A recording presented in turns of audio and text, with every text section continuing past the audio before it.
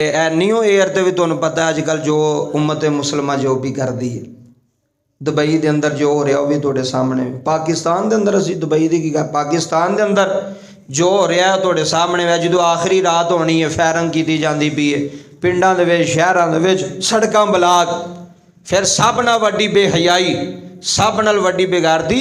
कुछ लोग new year मनाने वास्ते खसूसी जाते हैं कि नवां साल मनाने जा रहे हैं।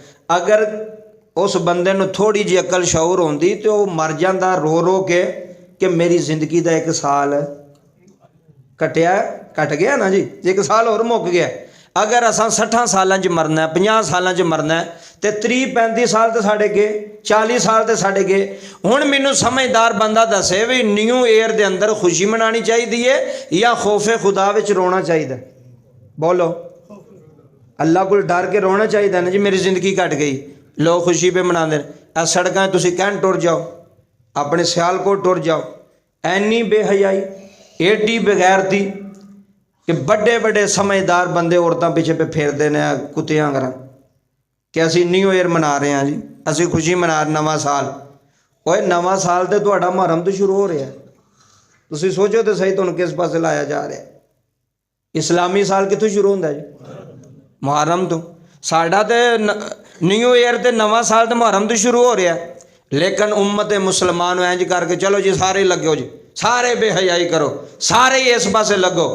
फिर डांस पार्टियां रखियां जा रही ने, बेहयाई दियां दावतां दित्तियां जा रही ने, उत्थे शराबां चलदियां पईयां ने, उत्थे चरस चलदी पई है, उत्थे जनाबे वाला कुड़ियां नूं लिया के ते डांस गाना चलाया जा रहा है कि न्यू ईयर।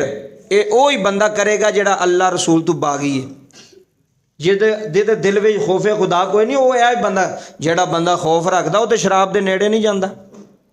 इधर सुनो, शराब की महफिल भी होवे तो अल्लाह उहदे शराब के नेड़े नहीं जान देंदा। क्यों? अल्लाह ने उहदा हाथ अपने दिल च फड़िया हुंदा। अल्लाह फरमांदा तू नहीं जा सकता क्योंकि तू साडा है। जिहड़ा अल्लाह दा होवे अल्लाह उहनूं नहीं जान देंदा, अल्लाह उहनूं ज़ना दे नेड़े नहीं जान देवेगा। मौका भी होवे तो अल्लाह ज़ना दे नेड़े नहीं जान देंदा उस बंदे। वो बंदे की हिम्मत नहीं, बंदा आखे मेरी हिम्मत है या मैं बड़ा समझदार हाँ, मैं बड़ा हुशियार हाँ। अल्लाह नहीं जान देंदा, अपने नूं शैतान नाल नहीं जान देंदा। तो जिहड़ा शैतान वाला होवे शैतान उहनूं भी रब वाले नहीं जान देंदा। उहनूं आंदा इत्थे ही फसिया रह, इत्थे ही डांस कर, इत्थे ही शराब पी, इत्थे बेहयाई कर, न्यू ईयर मनाया जा, नवां साल मनाया जा रहा। पता नहीं कित्थों कढ लिया नवां साल जी इन्हां ने मुसलमानां ने। वेखो वेखी जिवें हिंदुआं दियां रस्मों रिवाज साढ़े अंदर नहीं आ गई, शादी ब्याह ते नवियां नवियां रस्मां। हुण एक नवीं रस्म अगे तो कोई नहीं सुन, नवीं रस्म एक चल पई है 4-5 सालों तो। यह की है जी? वो अगे कपड़ा लैके कुड़ियां खलो जांदियां जी, बूहा ढकाई है। आ वेखो ए बेहयाई दे एक होर रस्म शुरू हो गई, अगे कपड़ा लैके खलो जाणगियां। हुण क्या जिहड़ा दूल्हा वे दूल्हा कल्ला ही, उहदे नाल उहदे यार भी खलोते ने। अगर कोई मैनू कहे या तुहानू कहे कि अपनी धी नूं फलाने मुंडे के सामने खिलार करोगे तो उत्थे क्यों गैरत मुर गई? उत्थे तो किसी नूं शर्म नहीं आ रही, उत्थे तो चौधरी हरी भी तो सूफी हरी भी इंज करके बैठे हुए हैं, सिर्फ गैरत कोई नहीं।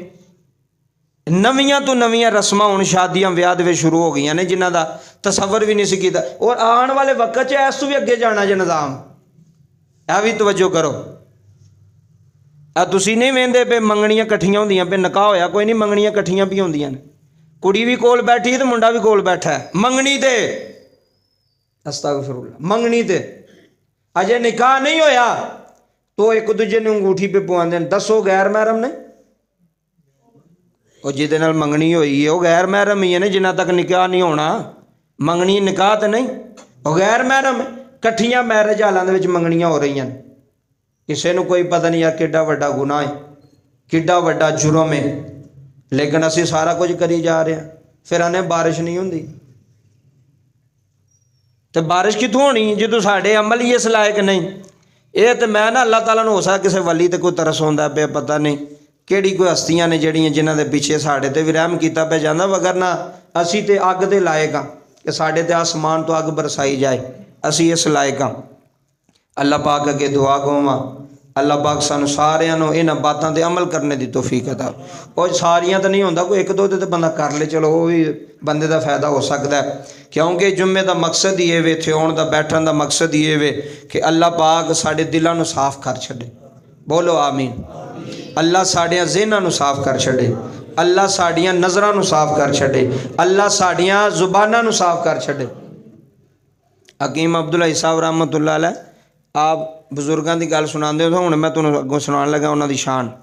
कहंदे हुंदे सन जदों उन्हां जुम्मा पढ़ाना ना तो उन्हां जुम्मे दे एंड वे सारियां लोकां नूं तौबा करानी, सारियां नूं की करवानी, जिन्ने भी जुम्मे ते आए होने ना उन्हें कहना भी अल्लाह को तौबा करो अपने गुनाह, सारियां नूं तौबा करानी। जो सारियां तौबा कर लैनी तो उन्होंने बजुर्गों ने आखना भी पिछले हफ्ते ते हो गए जे माफ़, हुण अगों शुरू हो जाओ। जदों इंसान तौबा करदा है, अल्लाह को माफ़ी मंगदा है, अल्लाह फौरन उसके गुनाह माफ़ कर छड़दा। अल्लाह देर नहीं लांदा भाई तैनूं हफ्ते बाद माफ़ करांगा या तैनूं 2 महीनों बाद माफ़ करांगा या तैनूं 4 महीनों बाद माफ़ करांगा। जदों तौबा कर, जिस वेले तौबा कर, जिस जगह ते तौबा कर, अल्लाह फौरन तेरी तौबा कबूल करेगा। ये अल्लाह दी शान है।